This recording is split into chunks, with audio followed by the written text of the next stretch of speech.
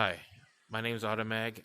I am here to demonstrate how I cook a potato on the Oculus Quest.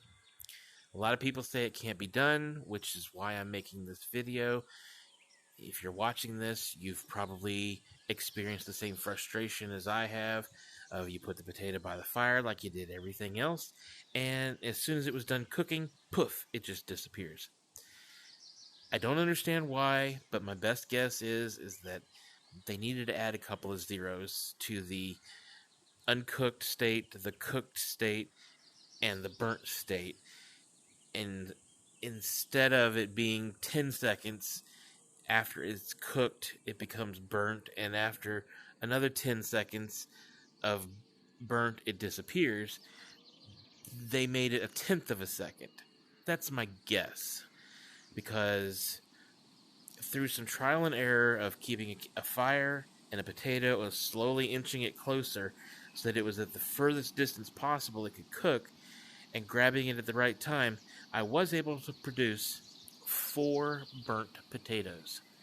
And with some more trial and error after that, I found techniques that allowed me to cook the potato. So you have 11 cooked potatoes, 16 ripe potatoes ready for cooking, and 7 plantable potatoes that are unripe. So I'm going to demonstrate how this works. You can obviously see the difference between burnt, cooked, and ripe. And the unripe is very hard to distinguish, but sitting in the rack, you can see a difference in the colors. But looking at them face to face, it's harder to tell. It does look a little lighter, but what we're going to do is, in case I fail, because it is not a guarantee that this method will work every time. So what we're going to do is, we're going to do this by the torch.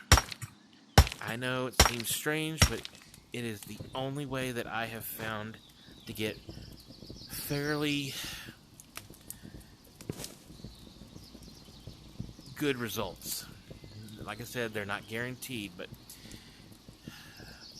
as the torch is brand new, it's hotter. As it dwindles down, it becomes cooler, and so you have to keep it there closer longer.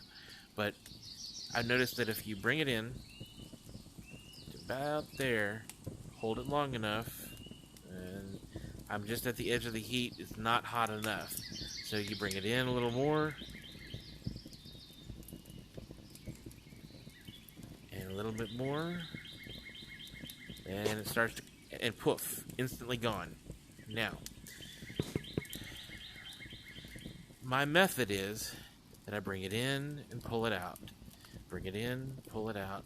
Now you'll get this white smoke, and you're going to want white smoke only, but a good amount of it. And it's the pulling away and the slow cooking that seems to make the difference. Now if you hold it there a little too long, it's going to produce a black puff of smoke, and that's bad. But I just either rotate it in a circle, or I bring it in and bring it out, bring it in, bring it out. And actually, I'm not quite getting enough steam coming off of it. Smoke, steam, whatever it is. So I'm going to kind of try to up the process and just keep it going. Linger just long enough at the torch. It's a very tedious process. It's a fickle process.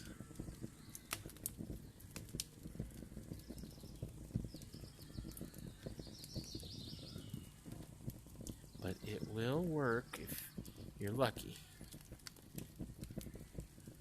See, now my arm's getting tired. Now I need this to speed up. Then I get risky and I hold it towards the flame just a little too long and it'll disappear, so just keep doing what I was doing.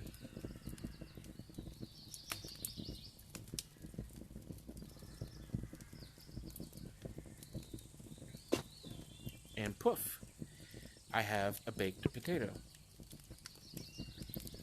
So let's go back upstairs.